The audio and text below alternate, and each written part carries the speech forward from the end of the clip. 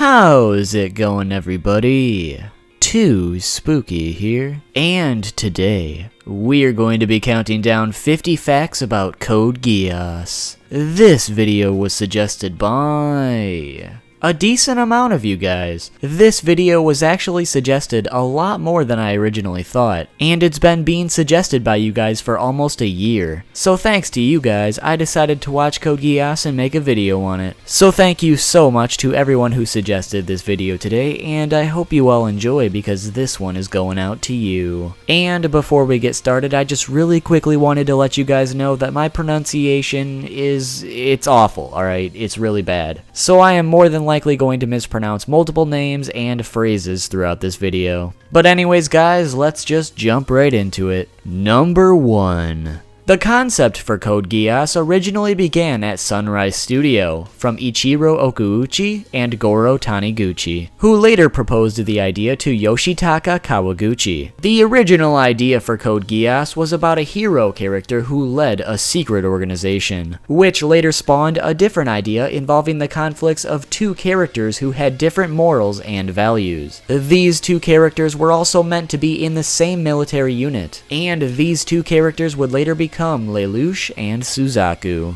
Number 2. Although Code Geass is considered one of the most popular anime in the world, Sunrise Studio thought it was going to be a complete flop. This is because Code Geass was Goro Taniguchi's first anime directorial debut, although he did work on other anime in the past. Because of this, the studio made it rather hard for development, such as making the episode buffer 3 to 4 episodes long, instead of the usual 8 episodes for most other anime. Number 3. Another unfortunate result of Studio Sunrise expecting Code Geass to fail was the fact that originally, the first season of the anime was supposed to be 50 episodes long, but was instead cut to 25, leading to certain aspects of the original story being rushed or removed completely. Number 4. Even though Season 1 was a huge success, the studio didn't make things any easier for Season 2, and in a way, made it even worse. The studio decided to give the second season a new time slot, which not only forced Taniguchi to tone down mature content, but also include a time skip so the series was easier to pick up for newer viewers. His original plan was to pick up the story right where it left off in Season 1, but because of this new time slot, they ended up having to throw out all of their plans for Season 2 and completely start over. So it really makes you wonder what Season 2 would have been like if they were able to pick up right where the story left off. For better or for worse, we will likely never know what could have been. Number 5.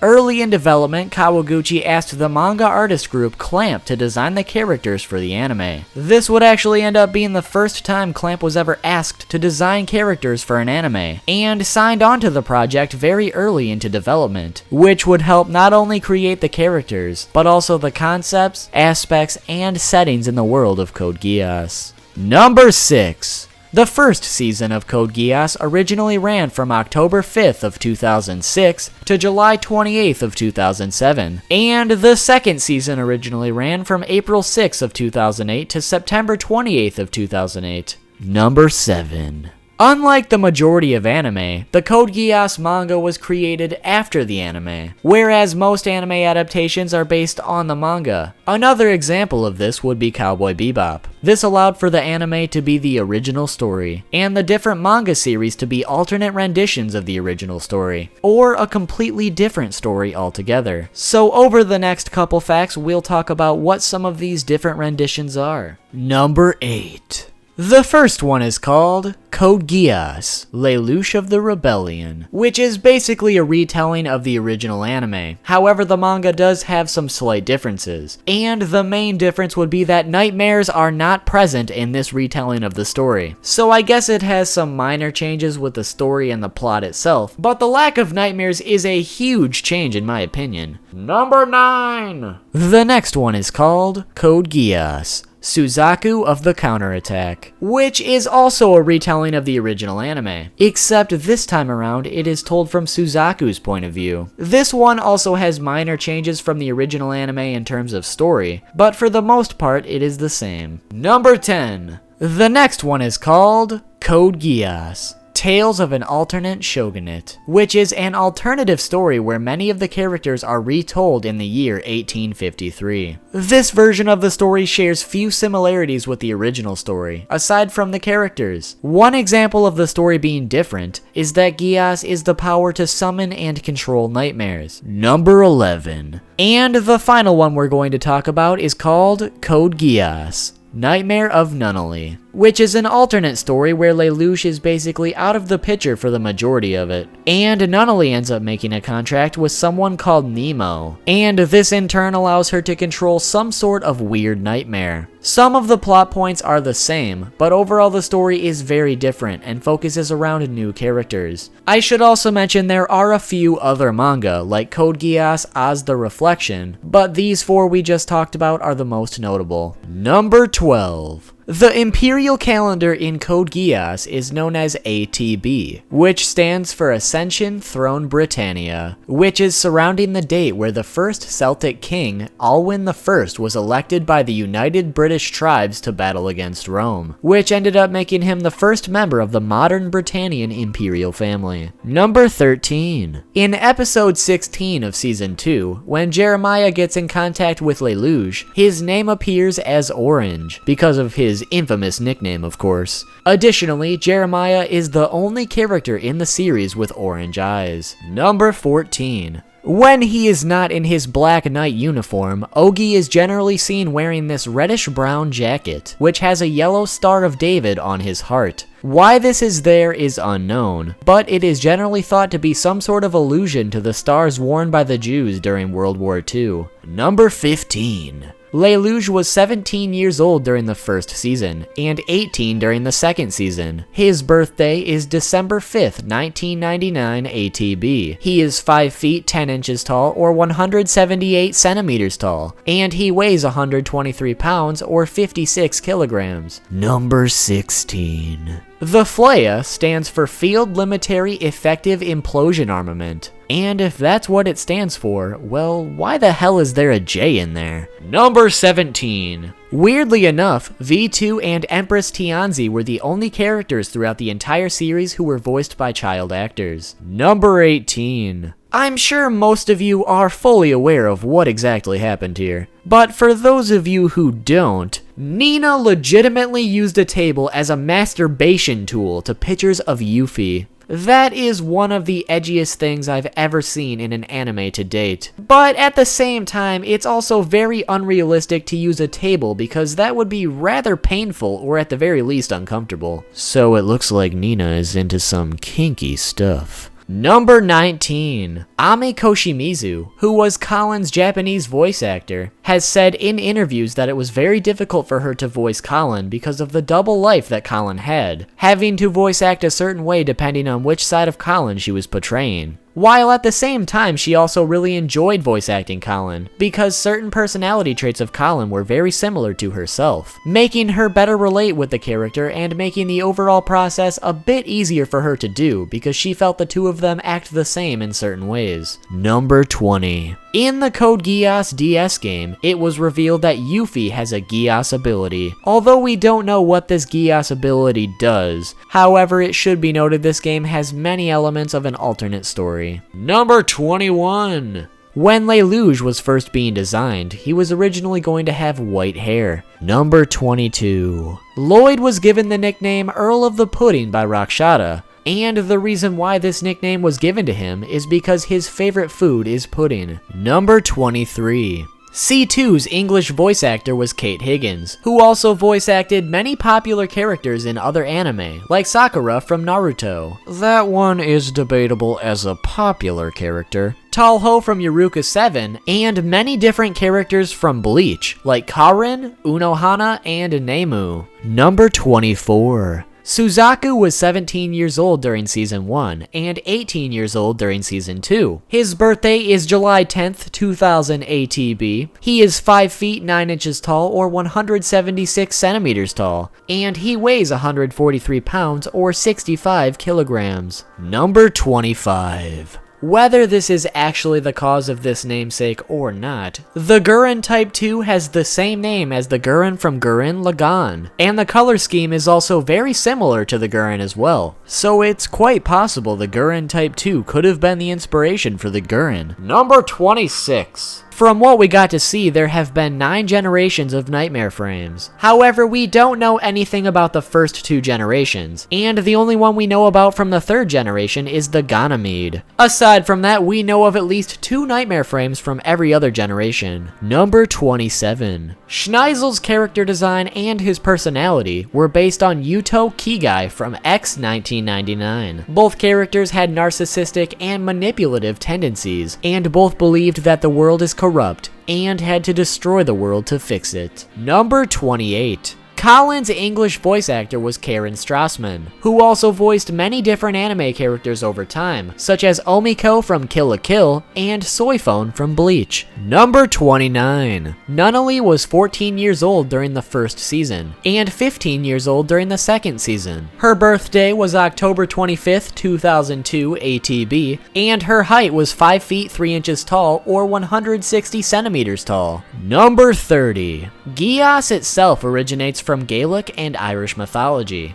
In mythology, it is known as Geass, which is a form of taboo similar to being under a spell or vow. These Geass are both a gift and a curse surrounding certain taboo. If the individual with the Geass violates the taboo in question, they will suffer dishonor, become weak, or even die. Whereas if they do not violate the taboo, the Geass are said to bring great power to them. So it's a little bit of a double-edged sword. Number 31. In episode 9 of Season 2, when Schneisel and Zero are playing chess, Schneisel uses his own king to checkmate himself, which is apparently against the rules in chess, making it an illegal move. I suppose it is possible that the rules of chess are slightly different in the Code Geass world, but nevertheless, it's still illegal, Schneisel! Number 32. C2's age is unknown, but according to one of the manga, she was born on July 26th of an unknown year. Also, her height is 5 feet 6 inches tall or 168 centimeters tall, but her weight is unknown. Probably because of all that pizza she ate, am I right? Number 33. Jeremiah's pilot serial number was 4097112-5508 during his time with the Britannian Army, and he was originally a member of G.G.D.C.F, 5th Regiment, K, Powered Task Company, Knightmare B Platoon, Squad number 733. Number 34. In the Code Geass manga, Lloyd is shown to be an avid smoker. Number 35. Nina's last name is Einstein for those who didn't catch it, which of course comes from Albert Einstein. And just like Albert Einstein, Nina also helped create a weapon of mass destruction, and felt great remorse for the deaths caused from her creation. Number 36. Schneisel's English voice actor was Troy Baker, who also voice acted for many other anime characters like Excalibur in Soul Eater and Pain from Naruto. Number 37. Both Suzaku and his father Genbu are named after 2 of the 4 symbols of the Chinese constellations. Suzaku is the vermilion bird of the south and Genbu is the black tortoise of the north. Number 38. Colin is 17 years old during Season 1 and 18 years old during Season 2. Her birthday is March 29th of 2000 A.T.B, and she is 5 feet 7 inches tall or 171 centimeters tall. Number 39. You know, I think it's about time I answer the question that everyone is secretly asking. Which female character has the biggest breasts? Well, it was actually revealed in one of the Code Geass magazines that Millie has the biggest breasts in the series. You're welcome. Number 40. One of the earliest characters developed for the series was Zero. Okuochi wanted some sort of mask included in the series because he felt it was necessary for a mask to be present to truly be a Sunrise show. So because of that, when designing the mask, Clamp wanted a unique design that was never seen in any show prior to Code Geass, and after the design was complete, it was nicknamed Tulip because of its unique design. Number 41. Throughout the entire series, Sayako is always wearing her maid's hat. And when I say always, I mean always. She continues to wear this hat even when she is in a suit, in her ninja outfit, or even when she is hospitalized. She never removes it even once. However, in episode 23 of season 2, there is a moment where Sayako falls over, and while falling, her hat falls off. But aside from that one instance, it is always on, and she is never seen actually taking it off herself. Number 42. Although she is never shown or revealed throughout the series, Jeremiah had a sister named Lelouch. Number 43. Lelouch's English voice actor was Johnny Young Bosch, who has also voice acted for many other popular anime characters, like Vash the Stampede from Trigun and Ichigo Kurosaki from Bleach. You know, now that I think about it, there were a lot of Bleach voice actors involved in this series. Number 44. In episode 20 of season 2, when Lloyd and Cecile are playing pool, you can clearly see that there are boards linking the table's legs together. But a little bit later, when they are shown from a different angle, these boards are just gone. Number 45. According to audio commentary, V2's code appeared on the back of his neck despite us not being able to see it or even know it was there to begin with. Number 46. Kaguya was inspired by Princess Kaguya from the Japanese folklore, The Tale of the Bamboo Cutter. Number 47. There were 3 different instances of visible nudity in the first season. I know because I counted. And just so we're clear on what I mean by visible nudity, for these nudity scenes I am only including instances where we get to see someone's desirable areas in full. So like I said, there were 3 in season 1, whereas in season 2, there was not one instance of visible nudity. If you want to get technical, I mean, yeah, there were a few instances with C2, but either things weren't visible or her hair was covering them up, which is unfortunately likely due to the time slot switch we talked about earlier. Number 48. During the scene where 1 million people become zero, there is a dog shown wearing a zero mask. Number 49. As I'm sure many of you are aware, Code Geass Season 3 has been announced, and will be called Code Geass, Lelouch of the Resurrection. But apparently, depending on how that is translated from Japanese, it can also be called Lelouch of the Rebirth and Lelouch of the Revival. So I guess we'll just have to see what the final translation is. And along with Season 3, there's also a couple other Code Geass films in the works. Unfortunately though, as of making this video, we do not know the release dates for any of them. And the moment that you've all been waiting for...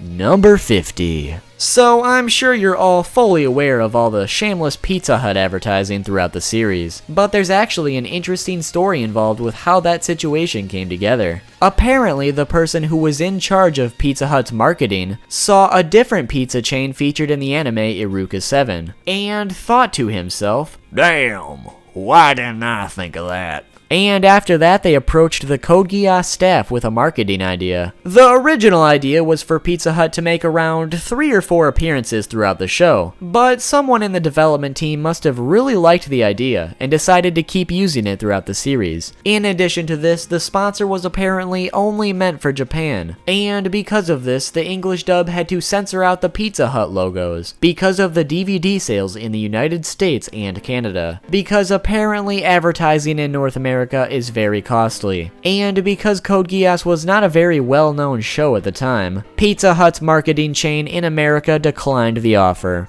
But there you have it, everybody, 50 facts about Code Geass. Hopefully you guys enjoyed this video today, and hopefully you learned something. If you did, make sure to drop a like on this video. But that is not all. If you leave a like on this video, there is a 0.0040971125507% chance that you will receive your very own Geass power. If you are one of the lucky few, it should manifest itself within the next 3 years. Also, make sure to subscribe if you haven't already so you can be notified about future videos. Also, make sure to like and follow Too Spooky on his social media and Twitch. You can find those links in the description. His P.O. Box address is also in the description in case you want to send him something. Like sending him a toe. And also make sure to comment down below what you would like to learn 50 facts about next. But anyways guys, if you cannot get enough too spooky content, well, why don't you click here for 25 facts about Death Note? And if that's not doing it for you, well, why don't you click here for 25 facts about Soul Eater?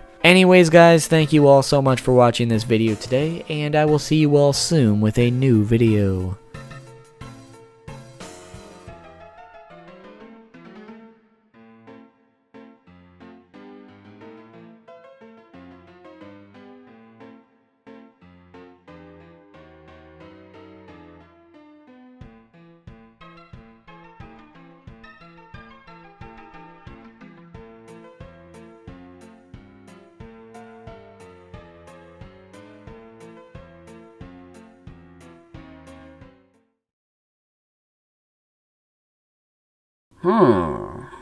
What is it? You know, I'm getting this weird feeling like people are just waiting around to see me do something. You know what I mean? Yeah, I felt that a lot while I was on my trip to China. It was really weird. I don't know how to explain it. Yeah, it's just like somebody is constantly watching me, expecting something to be at the end of the video. Yeah, now that you mention it, I'm starting to feel it too. Maybe we should just walk out of the frame so they can't see us. You know, Carl, that sounds like a great idea. Freeloaders.